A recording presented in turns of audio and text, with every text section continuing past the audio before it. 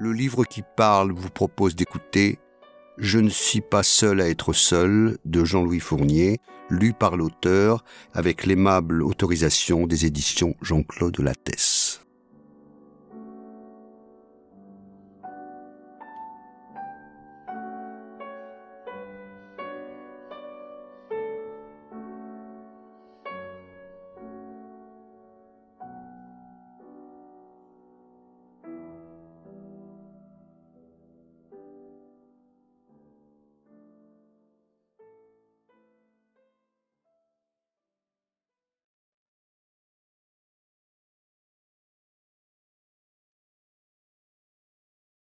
Pour Laurent Lafont, il m'a permis de ne pas me retrouver seul. Je n'ai pas envie de solitude, j'en ai besoin. Roland Barthes. Un petit garçon, coiffé en brosse, portant un pullover rouge, qui dit s'appeler Bilili. Bilili, c'est le nom que je me donnais quand je ne savais pas encore dire Jean-Louis. Il réclame sa maman à l'accueil du magasin.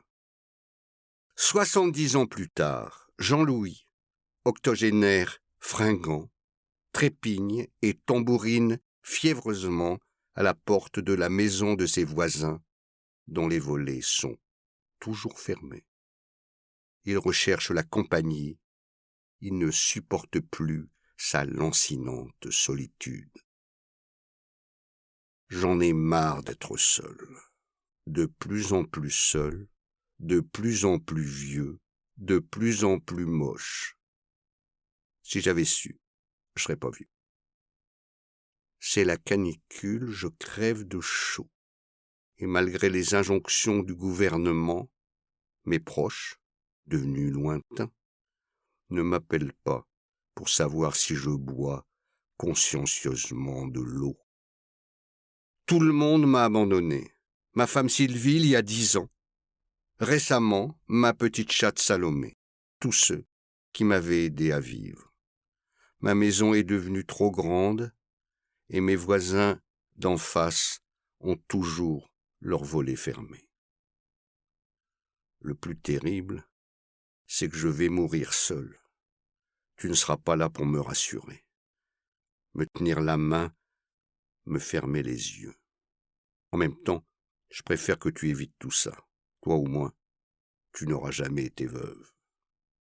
Je suis seul à être veuf. Veuf et seul, des mots qui vont très bien ensemble. Deux mots qui contiennent le même élément, eux, qui en grec veut dire bien.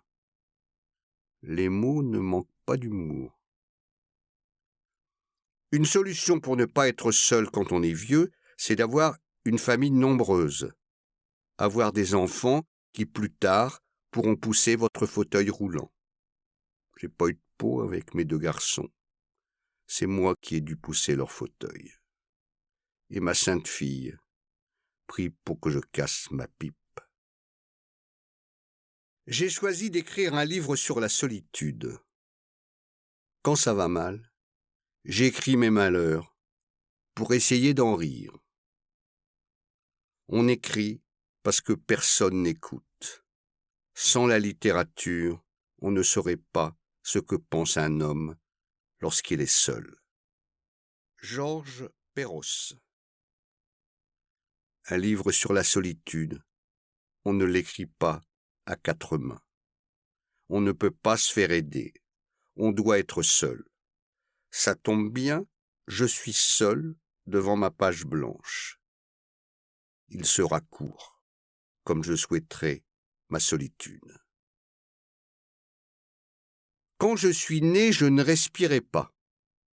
Mon papa docteur m'a attrapé par les pieds, comme on fait aux lapins avant de les tuer. Il m'a donné une grande claque dans le dos pour que je prenne le goût de vivre.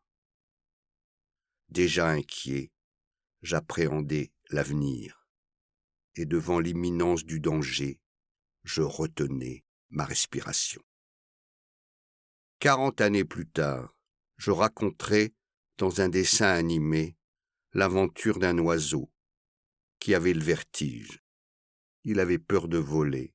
Je l'avais appelé Antivol.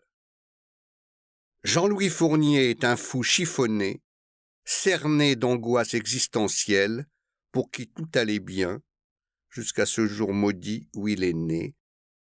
Pierre Desproges. Un jour maudit, où chassé du nid, j'allais devoir voler, seul, et connaître mes premières solitudes.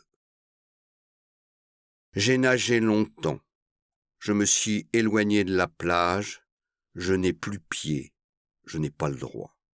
J'ai toujours aimé les endroits interdits. On me fait des grands signes pour que je revienne, je continue. Je veux être seul, penser que la mer est à moi. Je rêve de traverser la Manche. Je veux aller en Angleterre, acheter des Craven A et une cravate écossaise. Quand enfin, épuisé, je fais demi-tour et sors de l'eau, plus personne ne m'attend sur la plage, tout le monde est parti. Je suis seul. Je me mets à pleurer dans la mer du Nord. J'ai 10 ans. 30 ans plus tard, je réaliserai pour la télévision un documentaire sur le tunnel sous la Manche. J'allais tout savoir sur ce gros cordon ombilical qui désormais allait unir la France à l'Angleterre. Au lieu de m'épuiser à traverser la Manche à la nage, j'allais effectuer le voyage dans un confortable siège en velours, avec la mer au-dessus de la tête, et au lieu de boire la tasse, a cup of tea, à la main. 70 ans plus tard, je suis au Cap Griné, devant la mer. L'Angleterre est toujours là, à portée de main. Maintenant que j'ai le bras plus long, je peux la toucher. Je suis seul devant la mer.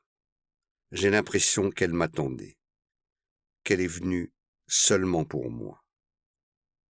Comme si elle cherchait toujours à me séduire avec ses superbes reflets qui pourraient être de Monet et ses clapotis qui pourraient être de Debussy. 70 ans plus tard, je me regarde dans mon miroir. Je peux mesurer l'ampleur du désastre. J'ai de plus en plus une sale gueule. Quand on est vieux, même bronzé, on reste moche. Je n'ai pas envie de me sourire. Un homme seul ne sait plus sourire. Il a perdu l'habitude de rire aux anges. Il n'a plus d'ange.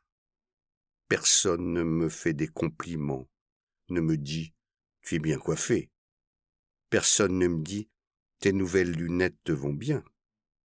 Personne n'essaie de me plaire, sauf ma mère du Nord. Je suis seul devant mon miroir, personne ne me regarde. Mon reflet aussi est seul. Je me mire dans mon miroir, mais personne ne m'admire. Je suis en Angleterre dans un ministère. Je tourne un documentaire sur la peinture anglaise. C'est immense, comme un panthéon. Un grand hall avec une verrière, beaucoup de plantes vertes, des couloirs qui n'en finissent pas, de grandes salles à haut plafond, tapissées de papier peint de William Morris que je dois filmer. Des escaliers monumentaux pour monter au ciel. C'est vide, pas un chat. Personne à qui je puisse dire « I am alone ». Je suis au ministère de la solitude, créé en janvier 2018 par le gouvernement de Theresa May. Les Anglais ont 2 mots pour parler de la solitude. Loneliness, seul sans l'avoir choisi, et solitude, seul quand on a choisi de l'être, pour désigner La pire et la meilleure des choses, le français n'a qu'un mot. Pas besoin de deux, on lit sur son visage. Il n'a pas le flegme britannique. Depuis que beaucoup de ceux qui m'aimaient sont partis, je me sens moins aimé. Mon éditeur, Jean-Marc Roberts, n'avait que des auteurs préférés. J'avais l'impression d'écrire avant tout pour lui faire plaisir. Je pense à un client de mon père médecin qui un jour m'avait dit « Ton père, j'ai eu envie de guérir pour lui faire plaisir. » La mort de quelqu'un qui vous aime, c'est de l'amour en moins. J'en veux à ceux qui meurent de m'abandonner. Dernière déconvenue, je ne suis pas cité dans la dernière liste des personnalités préférées des Français. Je m'en fous. Je suis l'homme le plus discret des Hauts-de-France, mais je veux que ça se sache. J'ai encore plein de choses à raconter. Je voudrais encore étonner. Depuis que j'écris, ma vie intérieure, imprimée à plusieurs exemplaires, est devenue extérieure. Heureusement, je garde mon jardin secret. Mes angoisses me tiennent compagnie.